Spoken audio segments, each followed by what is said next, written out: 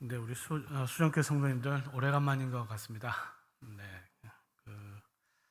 오늘 이제 고려신학대학원 섬기면을 맞이하여서 우리 이제 신학교 교수님들이 전국 방문국교에 가면서 또 신학 교육의 중요성, 또 말씀의 사역자의 중요성에 대해서 말씀을 통해서 성도들과 같이 은혜를 나누고 있습니다.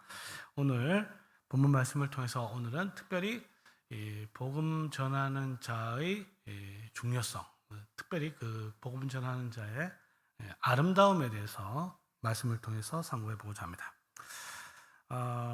우리가 하나님의 말씀을 잘 이해하기 위해서는 그 본문의 중요한 특성들을 잘 파악을 해야 되는데, 오늘 로마서 10장은 다른 성경에 비해서 아주 중요한 특성을 하나 가지고 있습니다.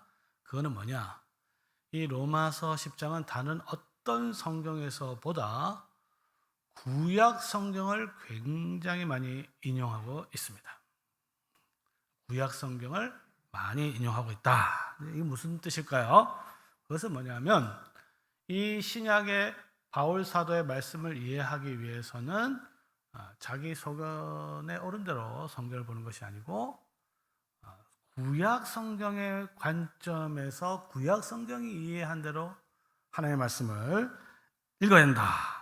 특별히 모세오경과 시편과 이사야가 로마서 10장을 위해서 굉장히 중요한데, 이와 같이 구약에 대한 이해 없이, 전혀 없이 신약 성경을 그대로 읽는다 하면은 자기가 가지고 있는 생각이 있어요. 그리고 그 자기가 가지고 있는 생각을 가지고 성경을 읽을 수가 있는데, 예를 들면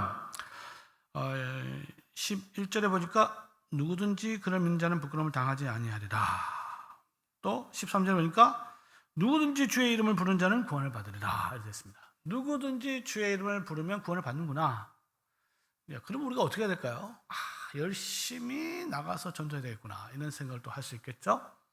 또 더 나아가서 이름을 불러야 되니까 자꾸 어떻게 하든지 이제 이름을 부르게, 이제 주의 이름을 부르도록 이제 노력을 이제 하겠죠. 그 대표적인 예 중에 하나가 이제 요즘에는 좀 덜하긴 한데, 이제 사형리 같은 이제 전도 방법이 굉장히 보편화됩니다. 어떻게 하든지 이제 영접 기도를 하려고 이제 노력을 많이 하는 거죠. 그것들이 물론 잘못된 것은 아닙니다. 우리가 열심히 노력해야 되고 열심히 전도해야 하지만, 제가 오늘 말씀드리고 싶은 것은 바울 사도가 이 말씀을 통해서 정말로 하고 싶었던 것은 우리가 밖에 나가서 이렇게 영접기도 열심히 하도록 하는 것이 아니라는 것이죠. 만약에 이제 그런 식으로 오늘 본문을 이해하게 되다 보면 복음의 깊이와 풍성함과 그 의도를, 정확한 의도를 너무 쉽게 피상적으로 넘어갈 수밖에 없는 것입니다.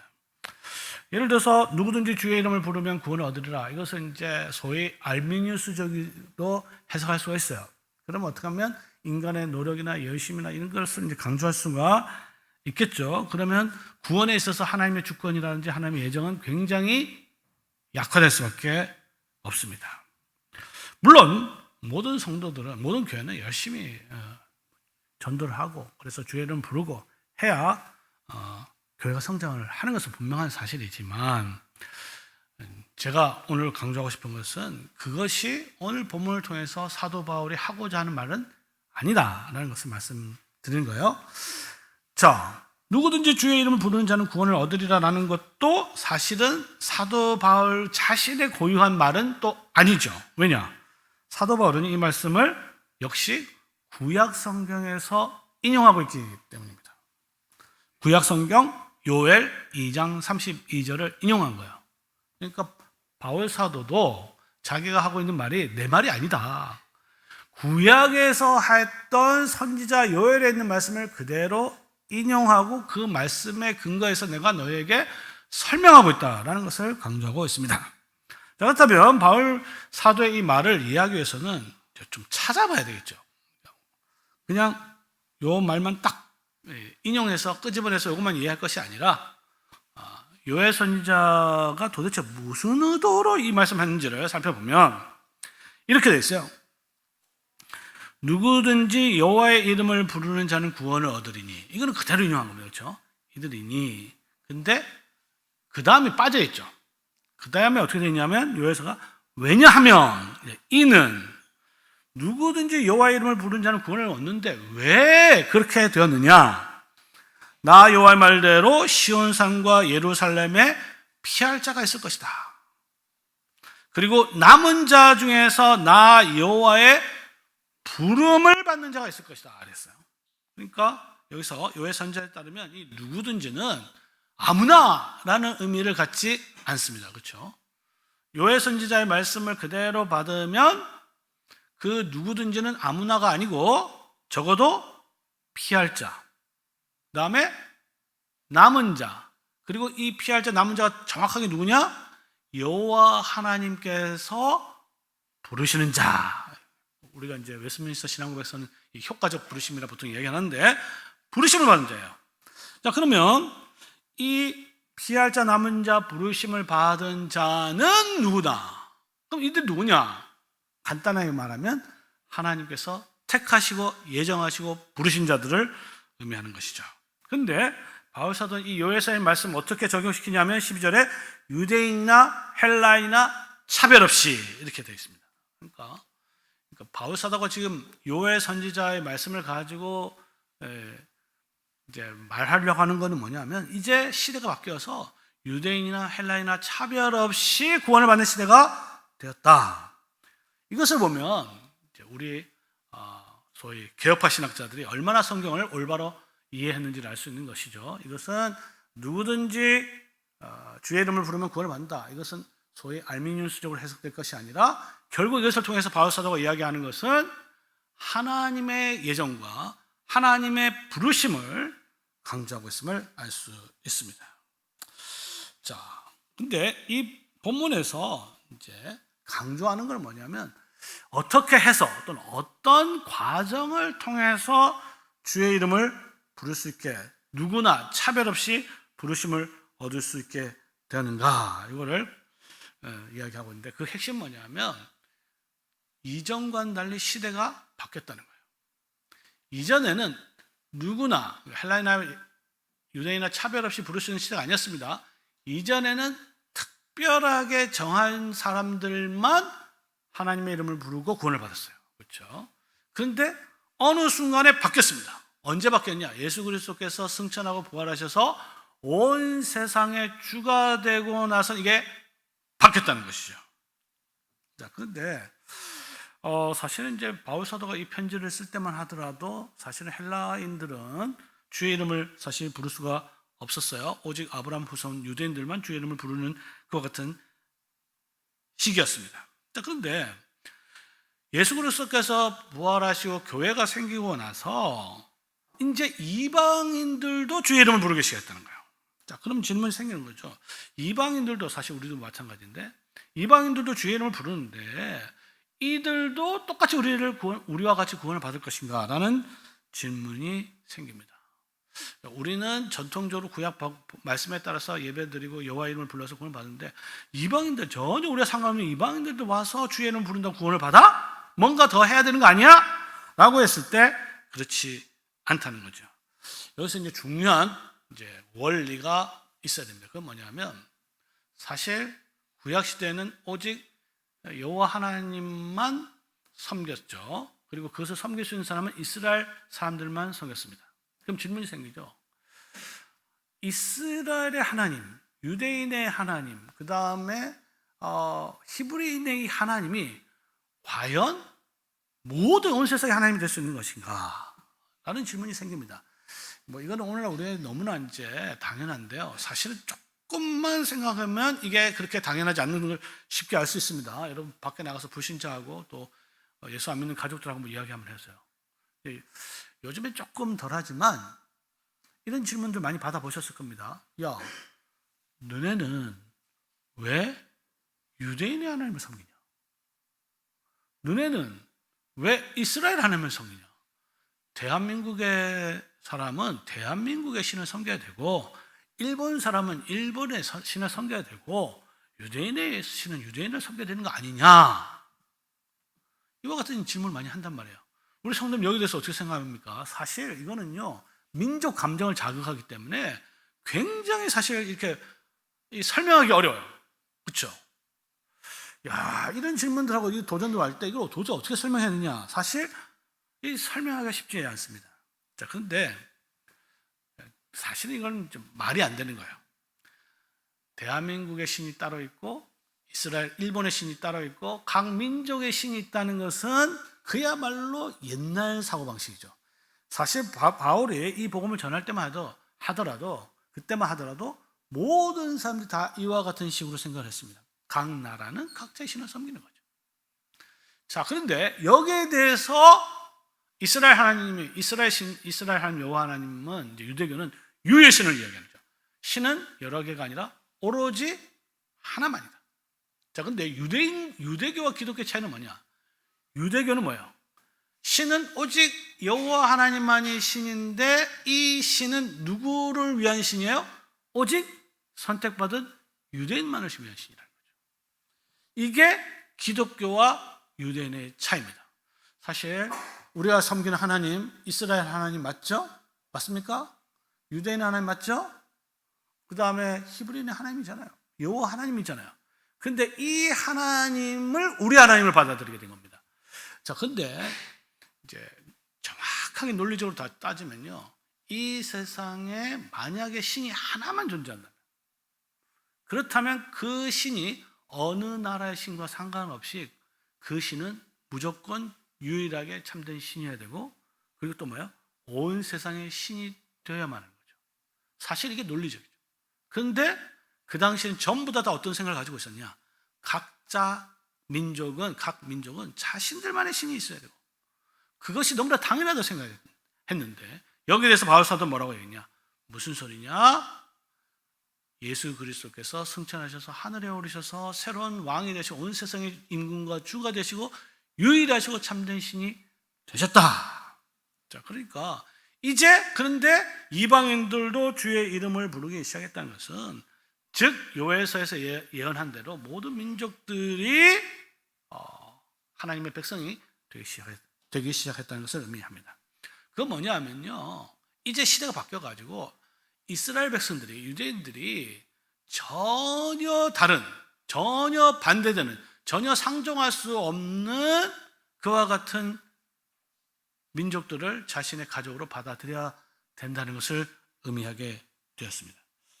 근데 이제 이거는 사실 거의 불가능한 일이었어요. 왜냐하면요, 유대인과 헬라인이죠. 헬라인은 서로 개와 고양이 전혀 같이 할 수 없는 그와 같은 민족이 있습니다. 왜냐하면 유대인들은 히브리 사람들, 헬라 사람들 어떻게 생각하냐면 더럽다고 생각했어요. 아주 더러운, 개와 같은, 아니 개보다도 못한, 그렇게 취급 생각을 했어요. 자, 유대인들은 헬라인을 개보다도 못한 더러운 이방인이라 생각했고, 헬라인은 그러면 유대인들 어떻게 생각하냐? 헬라인들은 자신들 굉장히 이제 똑똑하고 지성인으로 생각하기 때문에 이 유대인들은 야만인이고 굉장히 무식한 사람이라고 생각했어요. 자, 한 사람은 상대방을 더러운 개처럼 생각하고, 한 사람은 상대방을 완전히 야만이고 무식한 사람을 생각한 거예요. 이 두 민족이, 두 그룹이, 두 종의 사람이 한 교회 안에서 지내기가 쉽습니까? 그렇게 됐다는 거예요. 왜? 이 둘이 전혀 다르지만 동일하시고 유일하시고 참된 하나님의 이름을 부르기 시작했다는 것이죠. 성도 여러분, 우리가 지금 다 같이 모여서 같이 이제 한 교회를 이루는데, 이 중에서 여러분에게 아마 서로 마음이 맞는 사람 거의 없을 거예요. 부부도 마찬가지잖아요. 하나님께서 택한 백성들을 계속 그런 사람들 불러 모으실 것입니다. 그런 사람들을 어떻게 해요? 이제 그리스도 안에서, 주님의 이름 안에서 하나의 가족으로 맞을 준비를 해야 된다는 것을 의미하는 것이죠. 자, 그러면 무슨 말이냐? 앞으로 이 교회에서 소위 끼리끼리 잘 놀잖아요. 마음 맞는 사람끼리, 아니면 돈 많은 사람끼리, 아니면 지역, 그 다음에 또 나이별로, 성별로, 요즘에는 정치적인 사상 이념에 따라서 끼리끼리 모여가지고 그렇게 만약에 된다면 그게 무슨 교회라고 할 수 있겠습니까? 하나님의 공동체라고 할 수 없는 것이죠. 자, 그러니 시대가 바뀌었어요. 예수 그리스도께서 유대인들만의 하나님이 아니라 이제 온 세상의 주가 되셨으니 이제는 헬라인과 유대인의 차별 없이 모든 사람이 함께 하나의 교회를 이루게 되었다. 이게 이제 바울 사도의 중요한 교훈이 되겠습니다. 그 다음에 중요한 건 뭐냐?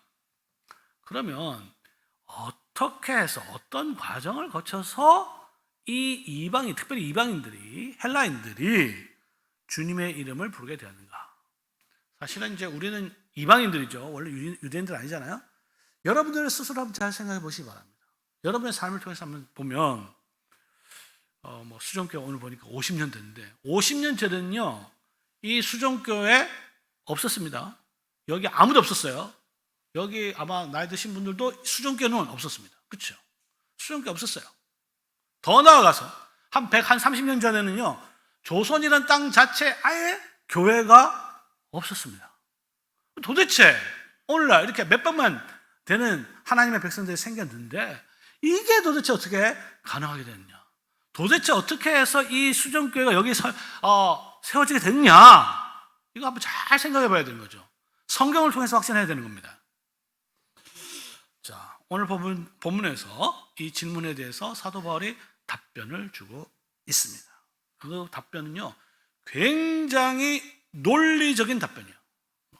우리 성경 무조건 믿는 거 아닙니다. 무턱대고 믿는 거 아니에요. 물론 어떤 경우는 무조건 믿어야 되는 경우도 있지만 어떤 경우는 굉장히 논리적, 특별히 오늘 본문이 굉장히 논리적인데 그 사도 바울의 논리를 따라서 한번 살펴보도록 하겠습니다. 자, 이 주의 이름을 부르게 됐어요. 부르게 된 이유가 첫 번째 이유는 뭐냐? 그 이유는 사도 바울은 이렇게 말하고 있습니다. 수사 의문문이죠. 수사 의문문. 믿지 않는 이를 어찌 부르리요? 이거 중요한 이제 표현이 나옵니다.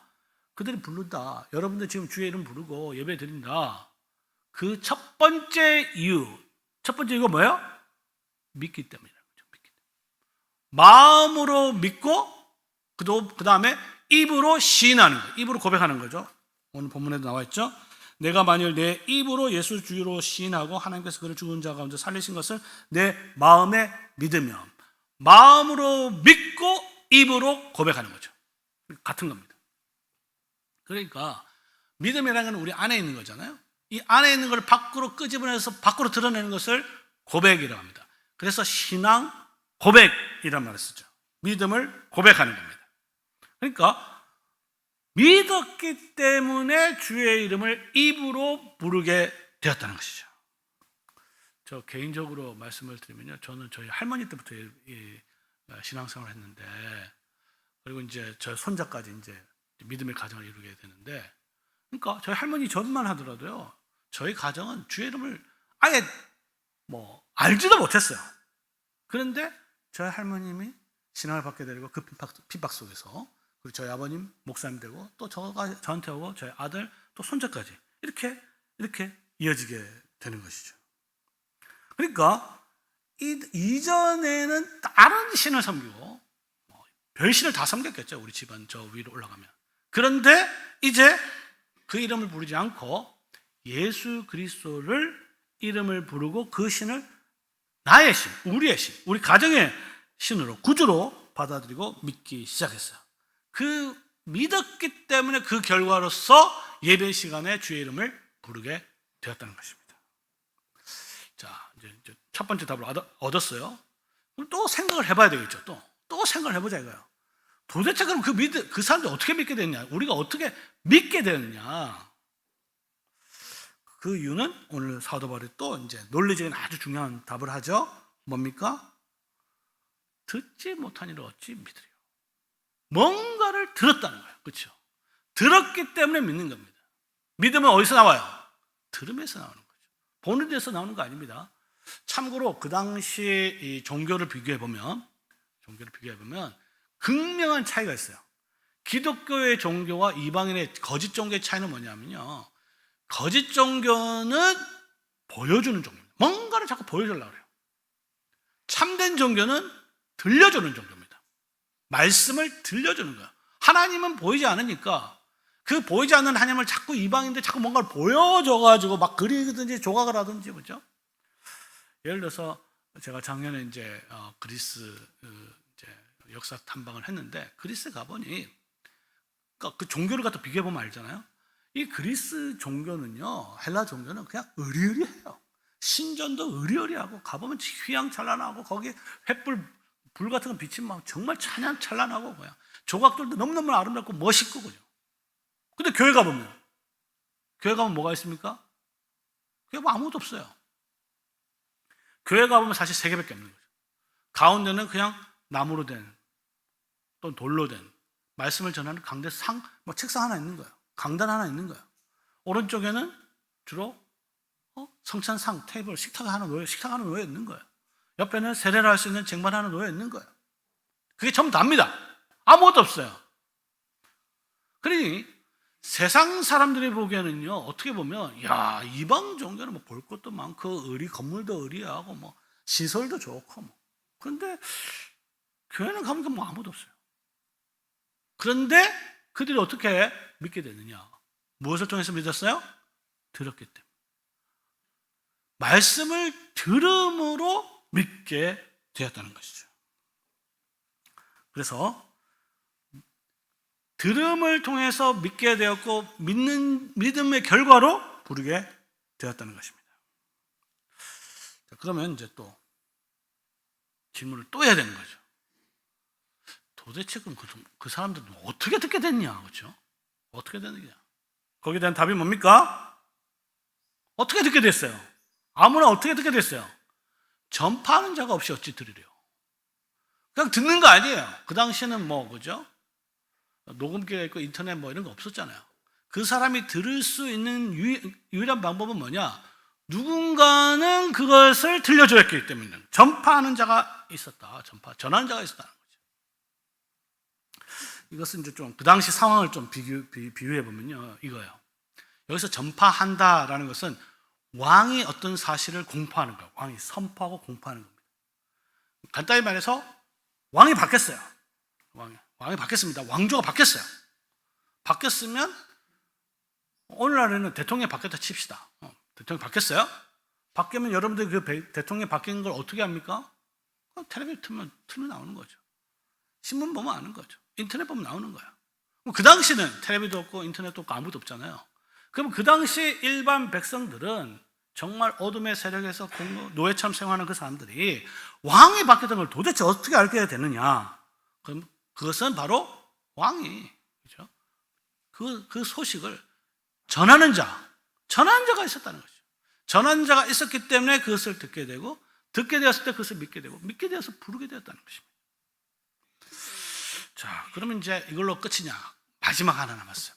마지막 뭐냐면, 저 전파하는 사람이 제대로 산 맞냐? 이런 거죠. 저 사람이 막 이야기하는데, 야, 왕이 바뀌었다더라. 막 카드 통신 많이 있는데, 저 사람이 지금 왕이 바뀌었다고 이야기하는데, 저거 진짜 믿을만 하냐? 뭐, 오늘 마찬가지죠? 오늘도 하나님께서 저를 보내셔서 이렇게 말씀을 들려주잖아요? 근데 여러분 생각하기에, 저 사람 누구지? 이렇게 신학 교수 맞나? 그렇죠? 맞는 것 같기도 한데, 근데 만약에 저 사람에 대한 만약 확신이 없다면, 거기 들려주는 말에 대한 확신이 가질 수가 없게 되는 것이죠. 그래서 전파하는 자만 부족한 것이죠. 그래서 바울은 이렇게 마지막으로 이야기합니다. 보내심을 받지 않았으면 어찌 전파하랴. 제가 이곳에서 말씀을 전하는 마지막 궁극적인 이유가, 여러분이 하나님의 말씀을 듣게 된 궁극적인 이유가 뭐냐? 그것은 하나님께서 보내셨다는 거죠. 이 하나님께서 보내셨다는 확신이 없으면요, 여러분들이 듣고 있는 말씀은 사실 말씀이라 보기 어려워요. 오늘 이 김영하 목사님 동기 좀 와서 설교하는데 잘하네, 좀 좋네, 이 정도로 끝나는 것이지, 정말 저 목사를 하나님께서 보내셨다는 확신이 있어요. 그 말씀을 듣고 그 말씀을 사람의 말이 아니라 하나님의 말씀을 받게 되는 것입니다. 그게 바울 사도가 이야기하는 거예요. 그래서 바울 사도가 보내심을 받지 않았으면 어찌 전파하리라 라고 말하는 것이죠. 사실 이제 예수님께서, 그렇죠? 사도들을 보내셨잖아요. 그렇죠? 사도가 뭐예요? 보내심을 받았다는 것입니다. 그러니까 왕이 바뀌고 그 왕이 바뀌었다는 소식을 보내어서 사절단이나 대사를 각국에 보내어서 그 소식을 알리게 하는 것입니다. 그러니까 이 바울 사도의 모든 논리를 종합해 보면 누구든지 주의 이름을 부르면 구원을 받는다 라는 말을 통해서 사도 바울이 정말로 말하고 싶은 것은 뭐예요? 뭡니까? 그것은 하나님의 보내심이 최종적이다라는 것입니다. 자, 그러니까 우리가 생각하기에 누구든지 주의 이름을 부르면 누구든지 주의 이름을 부르면 구원을 받는다라는 그와 같은 사실에서 바울 사도는 뭘 이야기하고 있느냐? 마지막에 뭐라고 얘기했어요? 보내심을 받은 자는 아름답다. 이게 결론이에요. 이게 결론입니다. 어떻게 보면 이제 바울 사도 이야기 너무 좀 끼워 맞추는 거 아니냐, 그렇죠? 말을 만들어내기 위해서 하는 것처럼 보이지만 바울 사도가 우리가 보기에는 그렇게 보여요. 막 끼워 맞추는 것처럼 보이지만 사도 바울이 왜 이와 같은 이야기를 하고 있느냐? 그것은 요엘 선지자의 말씀을 그대로 해석하는 것이죠. 요엘 선지자가 말씀한 말을 말하려고 했던 선지자의 그 예언을 옳게 바르게 해석했다는 거예요. 그러니까 요엘 선지자에 따르면 누구든지 주의 이름을 부르는 것이 가능하게 된 이유가 뭐냐? 그게 뭐예요? 아까 얘기했죠? 여호와의 부름이 있었기 때문에. 여호와의 부름이 있었기 때문이다. 그러니까 여기서 이제 두 가지 중요한 거죠. 인간의 부름이 있고 하나님의 부름이 있습니다. 여러분이 하나님의 이름을 부르기 전에 하나님께서 여러분을 먼저 불렀다는 것을 기억하시기 바랍니다. 이 부름을 위해서 어떻게 하셨냐? 하나님께서는 보내셨다는 거예요. 이 요엘서의 가르침을 정확하게 바울이 이해했기 때문에 로마서에서 이와 같이 말씀을 전하는 것이에요. 그래서 이것을 통해서 바울 사도가 지금 이야기하는 게 바울 사도 개인의 생각이 아니라 뭐예요? 하나님의 말씀이고 구약 요엘서의 선지자의 말씀을 그대로 올바르게 해석해서 전하는 것이구나 라고 확신할 수 있게 된 것이죠. 자, 그 다음에 이제 우리가 중요하게 생각할 것은 하나님께서 보내셔서 무엇을 전하고 있느냐 도대체. 이것도 중요하죠. 여기서 두 가지가 중요합니다. 뭐냐면 하나님께서 보내는 자가 있죠. 보내심 받은 자가 있고 그 다음에 그 보내신 자가 전하는 메시지가 있습니다. 그러니까 메신저. 그러니까 이것도 메시지를 전하는 사람을 메신저를 하잖아요. 메신저. 요 둘 사이가 분리되면 안 된다는 거예요. 일반적으로는 분리가 되죠. 말씀을 전하는 사람과 말씀 전한 자가 전하는 메시지는 사실 똑같은 건 아니지만 구분은 되지만 그럼에도 불구하고 이 둘이 분리되면 안 된다는 거예요. 자, 전하는 자가 뭘 전하고 있냐? 메시지가 뭐냐? 했을 때 바울 사도가 이사야 52장 7절을 인용합니다. 이사야 52장. 좋은 소식을 가져오며 평화를 공포하며 복된 좋은 소식을 가져오며 구원을 공포하며 시온을 향하여 이르기를 너의 하나님이 통치하신다. 이게 전하는 자의 메시지예요. 그리고 그렇게 하는 자의 산을 넘는 발이 어찌 그리 아름다운가. 이게 이사야 선지자가 말하는 바입니다. 좋은 소식, 한마디로 뭐예요? 복음이죠. 복음을 좋은 소식, 굿뉴스, 복음입니다. 평화를 공포하고 복된 좋은 소식을 공포하고 구원을 선포하고 하나님의 통치를 선포하는 것이죠.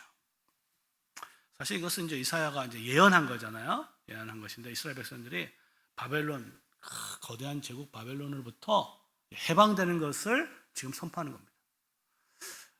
이스라엘이 바벨론에게 몇 년 동안 포로 생활했나요? 70년 했잖아요.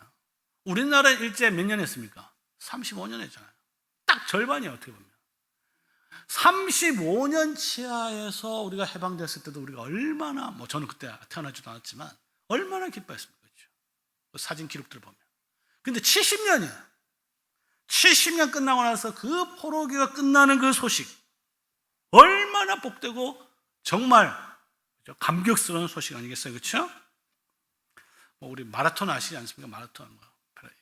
페르시아 전쟁에서 이겼다! 42.19km 뛰어와가지고, 이겼다 하고 나서 너무 이제, 너무 좋아서 왔는데 너무 많이 뛴 바람에 그 자리에서 뭐 죽었다는 게 약간 전설이 있긴 하지만, 그러니까 그 승리의 소식, 구원의 소식을 전하는 자가 얼마나 기쁜 소식이냐.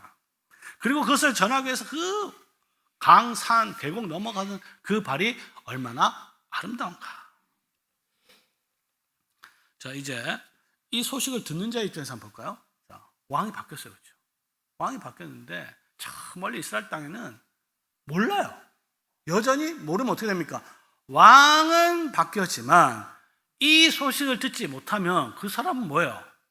여전히 옛 왕, 사탄과 죄와 어둠 속에서 여전히 살아가는 거 아니겠어요? 그렇죠? 왕은 바뀌었는데, 왕은 우리 주 예수 그리스도께서 2000년 전에 부활하시고 승천하셔서 하늘에 오르셔서 온 세상의 왕이 되었는데, 이 소식을 듣지 못하고 받지 못하면 여전히 뭐예요? 여전히 죄와 사망 가운데 있는 겁니다. 왜 그들이 부르지 못하느냐? 이래 되면 해방이 되어도 사실 해방이 된 게 아니죠. 그들은 왕의 이름을 부르지 못합니다. 왜 부르지 못합니까? 믿지 못하는 거죠. 왜 믿지 못해요? 듣지 못한 거죠. 왜 듣지 못해요? 전하는 자가 없고, 전하는 자가 없으면 왜? 보내심을 받는 자가 없기 때문인 것이죠. 새로운 왕이 자신의 사자를 보내어서 그 메시지를 전하기까지, 그렇죠? 그들은 여전히 암흑 가운데 있는 것입니다. 그러니까 이 사도 바울의 논리를 거꾸로 뒤집어 보면 돼요. 자, 왕이 구원과 회방과 평화의 이 복음을 자신에게 전해야 됩니다. 어떻게 전하냐? 각 지역의 사신들을, 권위를 주어서 보내는 거죠. 대사를 보내는 거죠. 그리고 그들이 선포하게 하는 겁니다. 그리고 그 선포를 들을 때, 그 선포한 자를 왕이 보냈다고 확신할 때, 그 말이 믿음을 일으키게 하는 거예요. 믿음을 얻으면 새 왕의 이름을 부르게 되는 것입니다. 그런데 전하는 자를 신뢰하지 않거나 그 말을, 그 메시지를 신뢰하지 않고 믿지 않으면 왕조가 아무리 바뀌어도요, 이전의 왕을 그대로 죄와 가운데 그대로 지내게 되는 겁니다. 자, 근데 바울은 이것을 이제 예수 그리스도께 적용시키죠. 예수 그리스도께서 죽으시고 부활하시고 온 세상의 구주가 되셨다. 자, 이것이 이제 전파되어야 된다. 어떻게 하는 것이 가장 좋은 방법일까요? 자, 우리가 생각하기에는, 그죠? 예수님께서 이 자리에 오는 게 제일 좋지 않을까? 이렇게 생각할 수도 있을 것입니다. 그렇죠? 예수님께서 이 자리에 오시면 여러분 다 믿을까요? 근데 예수님께서 어떻게 하시냐? 역시 이사야, 요엘 선지자 말대로 당신의 백성들, 사도들을 보내는 거죠. 사도를 보냅니다. 사도가 보내심을 받은 자라는 뜻이잖아요. 예수님은 성부로부터 보내심을 받았고, 이 보내심을 받은 예수는 또 사도들을 보내시고, 사도들은 오늘 각 교회에 목사들을 보내서 복음을 선포하게 하는 것이죠. 자, 그러면 성도들은요, 두 가지를 알아요. 하나는 뭐냐면, 저 사람이 정말 하나님께서 보내신 거 맞냐? 두 번째, 저 사람이 보내신 자가 하는 말이 정말 하나님의 말씀이냐? 그런데 이 둘은 분리되지 않습니다. 저 사람이 정말 하나님께서 보내신 자라는 것을 확신해야 되고, 그리고 그 전하는 자가 전하는 메시지가 정말 하나님의 말씀이라는 것을 확신해야 믿음이 생기는 거예요. 그렇지 않으면 말씀을 전하는 자에 대한 그 권위에 대한 확실성이, 절대적 확신이 없으면요, 아, 오늘 그냥 좋은 말씀 했다, 거기서 끝나는 겁니다. 그러니 지금 강단에서 복음을 선포하는 목사가 승천하신 그리스도께서 보내신 사도라는 것을 확신해야 그 설교를 사람의 말이 아니라 하나님의 말씀으로 받게 되는 것입니다. 자, 이제 결론을 맺고자 합니다. 자, 누구든지 주의 이름을 부르면 구원을 얻는다 라는 말씀을 통해서 바울 사도가 가장 하고 싶었던 말이 뭐냐? 가장 하고 싶었던 말은 맨 마지막 구절에 나오죠? 아름답도다 라는 거죠. 뭐가 아름답습니까? 좋은 소식을 전하는 자들의 발이요. 목사의 발이 아름답나? 한번 또 생각해 봅시다. 자, 발이 아름답습니까, 여러분? 발 자체는 아름다운 게 아니죠. 냄새나고 뭐 더럽고, 그렇죠?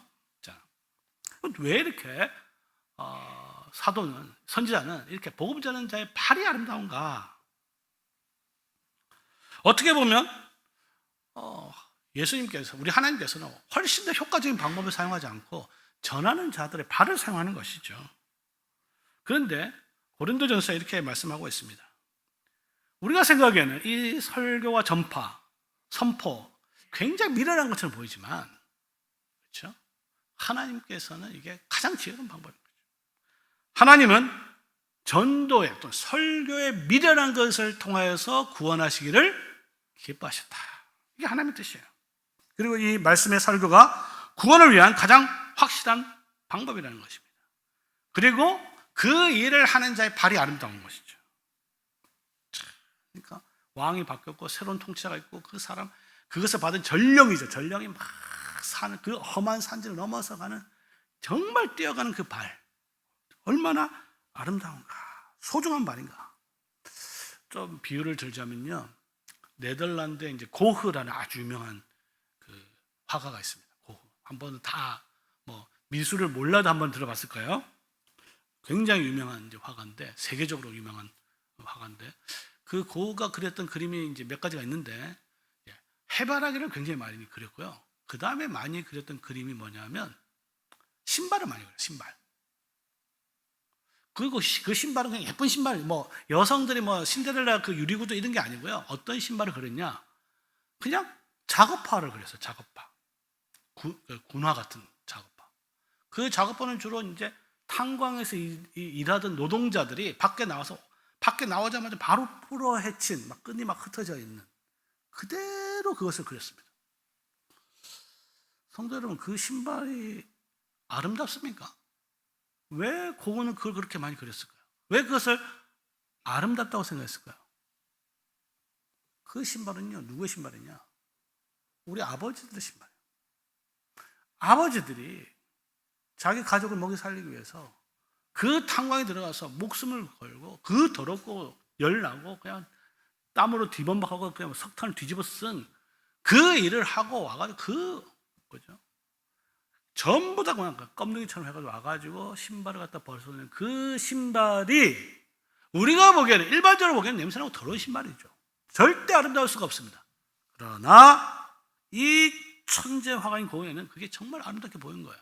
정말 아름다운 신발인 것이죠. 제가 보기에 이 세상에 더 아름다운, 가장 아름다운 발이 있습니다. 그것은 바로 십자가에 못 박히신 예수 그리스도의 발이죠. 다른 발하고는 근본적으로 다릅니다. 왜냐? 그거는요, 예수님의 발은, 십자가에 못 박힌 발은 그 자체가 복음이에요. 이 예수님의 십자가에 못 박힌 발이 있었기 때문에 그것을 전하는 자들의, 복음 사역자들의 발이 생기게 된 거예요. 그러니까 전령의 발보다도 예수님의 발이 더 중요한 것이죠. 그분의 발이 십자가에서 못 박히셨기 때문에 복음 전파하는 자들이 온 세상으로 달려갈 수 있게 된 겁니다. 그리고 이사야 선지자는 그 발이 아름답다고, 아름답도다라고 탄성을 지는 것이죠. 근데 성도 여러분, 근데 안타깝게도 오늘날 정말 안타깝게도 복음이 무시되고 있는 것 같습니다. 또 아름답게 들려지지 않는 것 같습니다. 복음이 무시되고 아름답게 안 들려지니 자연스럽게 복음을 전하는 목사도 아름답다고 생각하지 않는 시대가 된 것 같습니다. 별로 아름답지가 않아요. 그러니까 목사가 되고 싶은 사람도 별로 없고, 자녀들도 목사가 되기를 별로 기대하지도 않고, 또 사모가 되기를 별로 기대하지 않아요. 왜? 아름답지 않으니까. 고생한다 이런 거 아니겠어요? 수고합니다, 고생합니다, 이런 말은 많이 하지만 정작 그 목사의 사역의 아름다움은 보지 못하고 있습니다. 이렇게 되면 어떻게 되느냐?